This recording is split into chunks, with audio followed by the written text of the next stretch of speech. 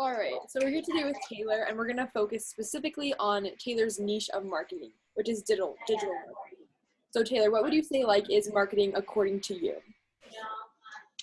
I would say digital marketing is working with a brand to accurately hit a target audience with ads that you think are relevant.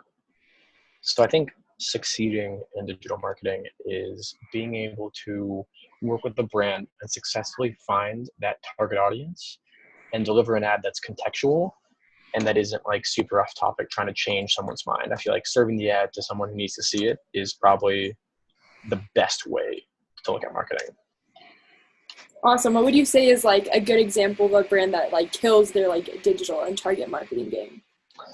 I think people who kill it are, well, I think there's two ways to kill it. I think especially in the social media world, the people who are killing it the best are people who combine paid and organic. So a company like Wendy's that leverages paid ads against a target audience that wants to hear it and uses their organic Twitter and Facebook to be comedic and provide that value. I think they're doing it the best. If you know how to mesh those two elements together, that's called winning in digital marketing. But in regards to who I think is doing it the best would probably be a lot of CPG brands. Wendy's is doing it great. I think they're probably one of the big ones. I think they're a clear winner. Oh yeah, totally. And then what would you say, what tools have you learned from watching other successful marketing campaigns and then taken maybe some of those tips to make your own marketing campaign successful? I think it's understanding that you don't have to talk about your product to get someone to buy it. I think that's probably the biggest learning is if you're a brand and you're trying to jump onto a new social platform, everyone's instinct as a brand is to be safe and just post things about your product, why your product's great, yada, yada, yada. But no one wants to follow you or hear to that. So now I think it's cool because brands are being forced to adapt to what creators have kind of known for forever, which is people don't want to hear about, a product that's not contextual. They want to laugh. They want to smile. They want to be challenged. And so brands who kind of adapt to current social trends and know how to provide value, whether that's being funny or, providing news, all of those brands that are kind of attaching themselves to those things are winning because your product doesn't matter on social media. Your voice does. So people who are learning to be funny, learning to be entertaining on social media, and then working with brands to do that, I think, they're going to win. I think that's why you see brands like Wendy's or other CPG brands hiring people to run their Twitters and hiring people to run their Instagram because they don't know how to do it. They need kids to run it because kids are the only people that understand it right now. Interesting. So you really think that connecting with your consumer, not just over the product, but over maybe shared interests or just making them feel some emotion, that's way more successful.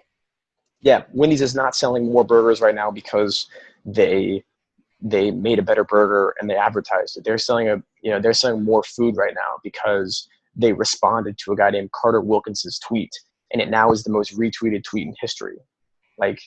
That's why they succeeded. It's because they had someone who engaged with people, and Wendy's turned from a brand into a person. That's how they won.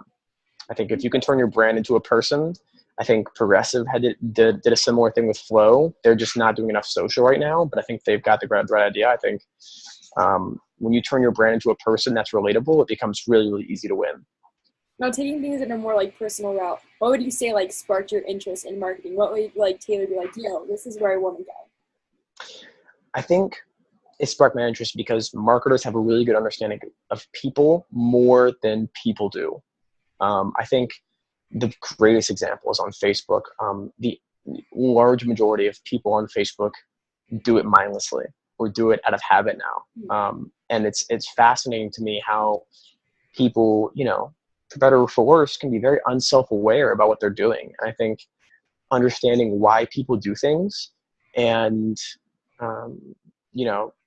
working with a brand to, target people with ads that they like but also kind of the learning about people thing are probably the two biggest things. Because my favorite class was psychology in high school. And I didn't go to college, as you know, but if I had went to college, psychology was in the running because I just want to learn about people. Because, we all seem very different, but at our core, we're very, very similar. Hmm. That's a very interesting distinction. A lot of marketing is just like watching people, I guess, and figuring out how does someone perceive this like design or layout. So to maybe like giving advice to someone who's interested in digital marketing, what would be some of your key tips and tools to help them be effective? I think giving advice to another marketer. Yeah, someone who's interested in digital marketing and wants to be successful.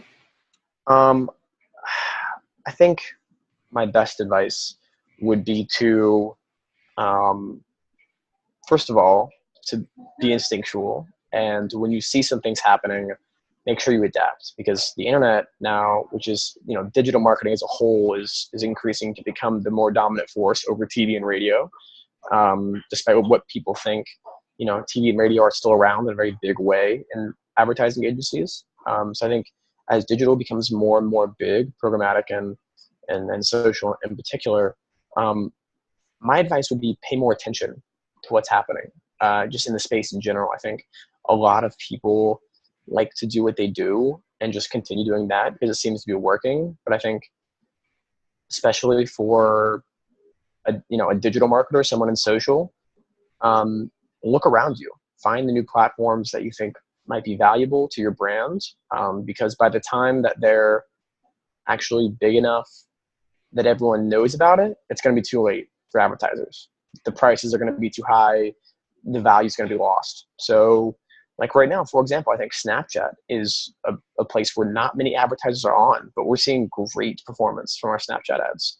So I think, it's understanding what platforms have great opportunity and not just sticking with Facebook and Twitter because, and Instagram because that they work. Like, do tests, find new opportunities, and be aggressive, and don't just sit back and let the market pass you by. Totally. So as we wrap up this interview, any like finishing or last comments you want to make to maybe someone who, looks up to digital marketers, or someone who's looking into maybe like reaching out to a company and offering their digital marketing services for them? I think my last words would be, and this is contradictory to my current position, is that the agency is going away. And for those in the agency world, agency of record is going away, meaning that if you're working directly with a brand and you're their agency of record, no other agency can work with them. That model is dying, because just it breeds complacency. If you're an agency of record, you are less likely to put in every ounce of work because, it's just it's like having the job. Like, you get lazy if you're still going to get paid, even if your work's not perfect. So I think Frito-Lay is doing a great job. They don't do agency of record anymore. They go project to project with each agency and force agencies to be more competitive against each other and learn faster. So I think my big advice would be to either start doing it freelance or go with an agency, but know that the model of an agency is in a very dangerous spot right now. And, more big brands choosing to drop the agency of record model and do project to project is really bad news for agencies as a whole. So I would say just watch that and be aware that that shift will take time, but is a big, big problem for agencies now and will probably only become a bigger problem in the future. Interesting. Well, thanks so much for being on this interview, Taylor. It was a pleasure having you. Gladly. Thank you for having me. I appreciate it. Of course.